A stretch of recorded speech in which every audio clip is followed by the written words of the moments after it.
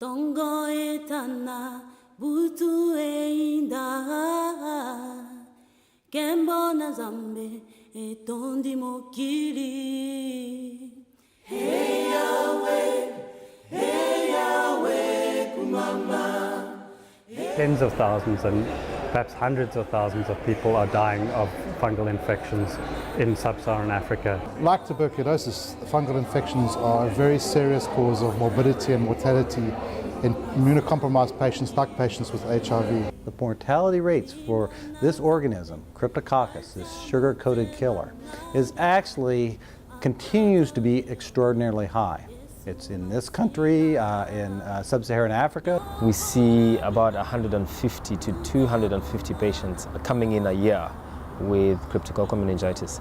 And unfortunately, almost between 20 and 40% of those patients die while they're still in hospital. We still have 15 to 30% of our patients dying of this particular infection. We're not going to have more drugs, so we need to be better at our strategies.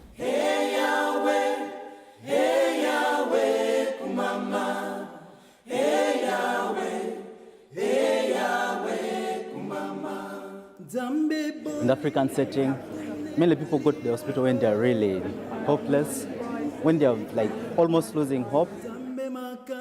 Education is not so well disseminated, especially in the rural areas. People still go some long distances to get care, which is a big factor on losing people to follow-up. And so you would want to have centers which are closer and closer to the people. We do not have a great deal of funding in medical mycology, and that's partly due to the fact that we don't have enough individuals who are interested in this area. There are still issues about access to some of these drugs. Flucytosine, which is a component of what we think is the most effective combination, is not available in Africa. Growing in Rwanda is difficult when you compare to other parts of the world. Sometimes it was difficult, and to go to school, you don't have school fees, or sometimes you don't have food.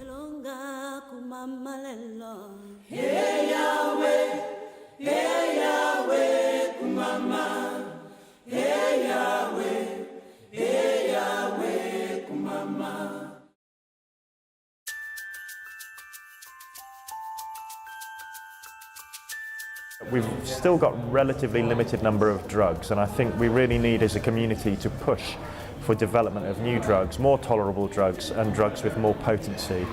Prevention, access to diagnosis, access to treatment and improving the treatment will be needed to really overcome this problem.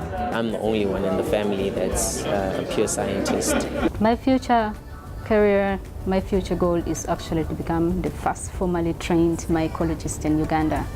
And my sister is going to university and she's hoping to become a medical doctor or a scientist in the future. Well, right now, with the different fundings and the different researches that are going on, well, there's hope for these patients.